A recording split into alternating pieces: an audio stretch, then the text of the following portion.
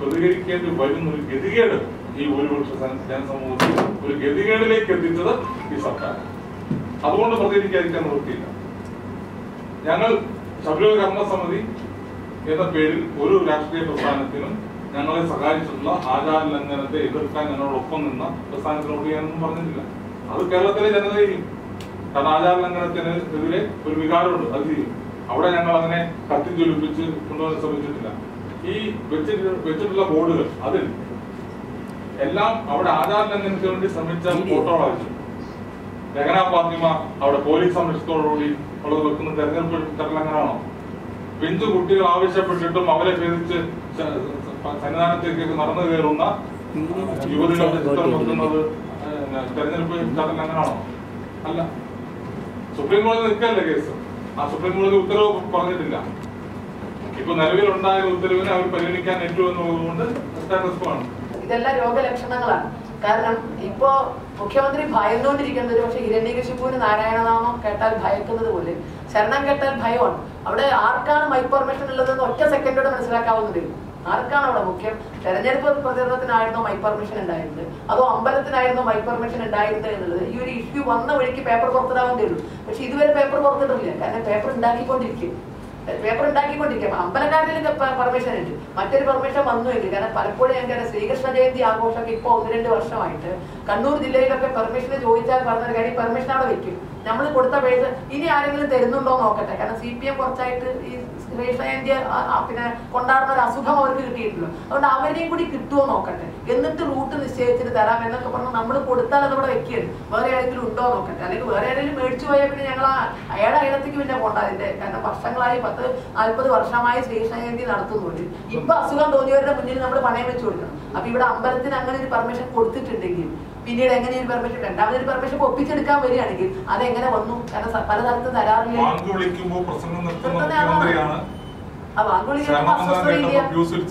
വിഷ്ണുവിന്റെ സ്തുതി വെക്കും. ഇതെല്ലാം കേട്ടിട്ടാണ് ഞങ്ങളൊക്കെ വളർന്നത്. തലേ ദിവസം സാറ് അമ്പലത്തിന്റെ പരിസരത്തുണ്ടായിരുന്നു. തലേ ദിവസം അവിടെ മറ്റേ ചിദാനന്ദപുരി സ്വാമികൾ സംസാരിക്കുമ്പോൾ എന്തായിരുന്നു അവിടെ തലേ ദിവസം ഉണ്ടായിരുന്നത്? ഈ ജനാധിപത്യ അവകാശമൊന്നും ആരും പറഞ്ഞില്ലല്ലോ. ഇത് അമ്പലത്തിന് മൈക്ക് പെർമിഷൻ ഉണ്ട്, അവർ വെക്കുന്ന അവര് ഭക്തിഗാനം വെക്കും. ഇനിയിപ്പോ അതല്ല അവിടെ വേറൊന്നാ വെച്ചിരുന്നെങ്കിൽ മുഖ്യമന്ത്രിക്ക് അസ്വസ്ഥത ഉണ്ടാകുമെന്ന്. മുഖ്യമന്ത്രിക്ക് ശബ്ദ ഹിന്ദുവിന്റെ ആയ ചൊറിച്ചിലാണ്, അതിന് സംശയമൊന്നുമില്ല. ക്ഷേത്രത്തിന്റെ മുന്നിൽ ജീവിച്ച ഒരാളാണ്.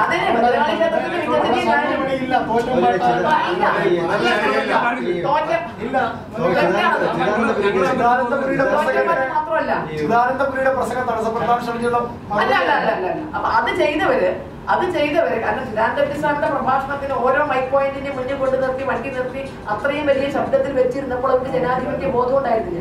ഇവിടെ ഇവരോട് സംസാരിച്ചിട്ടില്ല. മുഖ്യമന്ത്രി അവർക്ക് പറയായിരുന്നല്ലോ.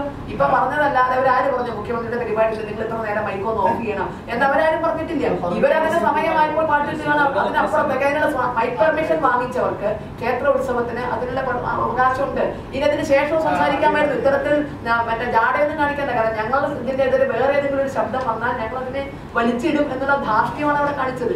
ഇത് മറ്റൊരിടത്ത് ഒരു ഹല്ലേലൂയ പാടുകയാണെങ്കിൽ ചെയ്യില്ല മുഖ്യമന്ത്രി. പൊട്ടിപ്പാടി ഒരു നാട് മുഴുവൻ ബഹളം വെക്കുകയാണെങ്കിൽ മുഖ്യമന്ത്രി അവിടെ നിന്ന് ഒഴിഞ്ഞു മാറി പോവുള്ളൂ. പക്ഷെ ഇതല്ല, ഇത് ധാർഷ്ട്യം കാണിച്ചേ പറ്റും. മുഖ്യമന്ത്രി അത്തരം ചില വോട്ടുകൾ മാത്രമാണ്, അല്ലെങ്കിൽ അതിനേക്കാൾ ഉപരിയായി വോട്ട് ആഗ്രഹിക്കുന്നില്ല എന്നാണ് ഞാൻ മനസ്സിലാക്കുന്നത്. ഇപ്രാവശ്യം CPM നിൽക്കുന്നത് 20 സീറ്റിൽ കോൺഗ്രസിനെ ജയിപ്പിക്കാൻ എങ്ങനെ ഒരു വിഭാഗത്തെ മാക്സിമം ശത്രുവാക്കാം. ആ ശത്രുവായി കഴിഞ്ഞാൽ കോൺഗ്രസ് എങ്ങനെയെങ്കിലും 20 സീറ്റ് ജയിച്ചാലേ പറ്റുള്ളൂ. ആ ജയിപ്പിക്കാനുള്ള അടവുകളുടെ ഭാഗമൊക്കെയാണ്. ശബരിമല കർമ്മസമിതി 145 സമുദായ സംഘടനകൾ ഇതിലുണ്ടെങ്കിൽ ഞങ്ങൾ പറയാണ് 75-നപ്പുറത്ത് 100 കൂട്ടാറ്.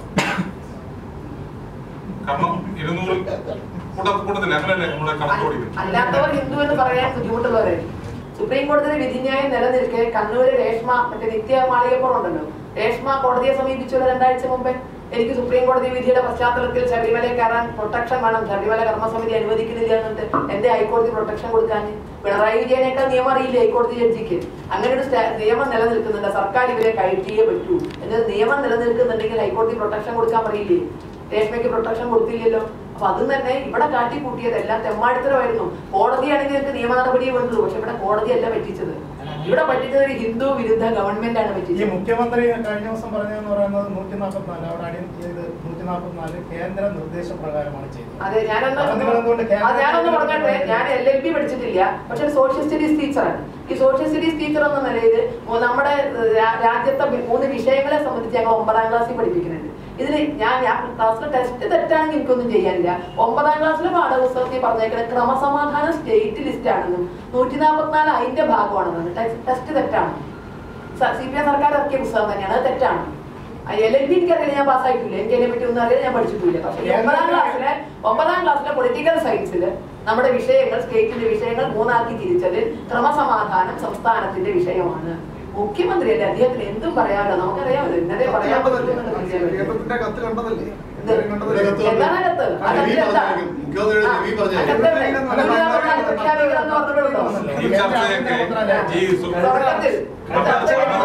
വിധി വന്ന് പുനഃപരിശോധന വന്നപ്പോൾ ചർച്ച നടന്നു കഴിഞ്ഞ ധർമ്മസമിതി വ്യക്തമായ നയമുണ്ട്. അതിനുത്തരമുണ്ട്. സംഘടനകൾ എങ്ങനെയാണ് അഭിപ്രായം രൂപീകരിക്കുന്നത്?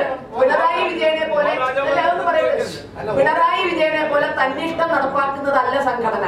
സംഘടനയിൽ വ്യക്തികൾക്ക് അഭിപ്രായം ഉണ്ടാകാം, പക്ഷെ സമൂഹത്തിന്റെ അഭിപ്രായം എന്താണ്, സമൂഹത്തിന്റെ വേദന എന്താണ് എന്നറിഞ്ഞ് അതിനനുസരിച്ച് സ്വന്തം അഭിപ്രായം സംഘടനയ്ക്ക് വേണ്ടി മാറ്റുന്നതാണ് യഥാർത്ഥ സംഘടനാ പ്രവർത്തനം. മാറ്റാൻ തയ്യാറാകാതെ അങ്ങനെ വെറുങ്ങലിച്ച് നിൽക്കുന്നതാണ് പിണറായി വിജയൻ ചെയ്യുന്നത്. സമൂഹത്തിന്റെ വേദന കണ്ടാലും എന്ത് കണ്ടാലും പാർട്ടിക്കാർ പറഞ്ഞാൽ പോലും ഞാൻ വിചാരിച്ചതാണ് എന്റെ ശരി. ഇതല്ല രാഷ്ട്രീയം, അതല്ല സംഘടനാ പ്രവർത്തനം. വ്യക്തികൾക്ക് ചിലപ്പോൾ ഇതേ രൂപത്തിൽ സംഘടനയ്ക്ക് വേണ്ടി അഭിപ്രായം മാറ്റേണ്ടി വരും. അത് അച്ചടക്കമുള്ള സംഘടനാ പ്രവർത്തകരുടെ ചുമതലയാണ് അങ്ങനെ മാറ്റുക. കാരണം സമൂഹമാണ് സംഘടനയുടെ ആദർശം. അത് സംഘടന എന്തെങ്കിലും തലയിൽ ഉരുത്തിരിഞ്ഞു കൊണ്ടുവന്നിട്ട് അത് സമൂഹത്തിന്റെ മേലെ അടിച്ചേൽപ്പിക്കുന്നതല്ല, അത് ഏകാധിപത്യമാണ്. സംഘടന സമൂഹത്തിന് എന്ത് ആവശ്യമുണ്ടോ അതാണ് സംഘടനയുടെ ആദർശമായിട്ട് വരുന്നത്. അപ്പൊ ആ നിലയിൽ ആരെങ്കിലും ഒക്കെ മാറ്റിയിട്ടുണ്ടെങ്കിൽ വെല്ലം കൂടി. 575 കേസിന്റെ നോട്ടീസ് എനിക്ക് കിട്ടിക്കഴിഞ്ഞു, വരുന്നുണ്ടല്ലോ, വരട്ടെ. സെൻകുമാറിനോട് വൈരാഗ്യത്തിന്റെ പേരാണെന്ന് പറയുന്നത്. ഡോക്ടർ KS രാജസ്ഥാനത്ത് ഒരു സ്ഥലത്തുനിന്ന് ബിസിനസ് ദേശീയ തലത്തിൽ വിളിച്ചപ്പോൾ ബാംഗ്ലൂരിൽ വന്ന് അദ്ദേഹം കർമ്മസമിതിയുടെ ഭാരവാഹിയായി തീരുമാനത്തിൽ ഒപ്പിട്ടു. KS രാജസ്ഥാനെ കേസ്. ശബരിമല കർമ്മസമിതിയുടെ ദേശീയ സമിതി ഹർത്താൽ പ്രഖ്യാപിച്ചിട്ടേ ഇല്ല. ഹർത്താൽ പ്രഖ്യാപിച്ച സംസ്ഥാന സമിതിയാണ്. ആ നിലയിൽ ഞങ്ങളുടെ ഉത്തരവാദിത്തം മനസ്സിലാക്കാം. സെൻകുമാർ, രാധാകൃഷ്ണർക്ക് അവരൊക്കെ ദേശീയ സമിതിയിലാണ്. അവരെ നോക്കി കൊടുത്തത് വ്യക്തിപരമായ വൈരാഗ്യം തന്നെയാണ് അതിന്റെ പിന്നിൽ.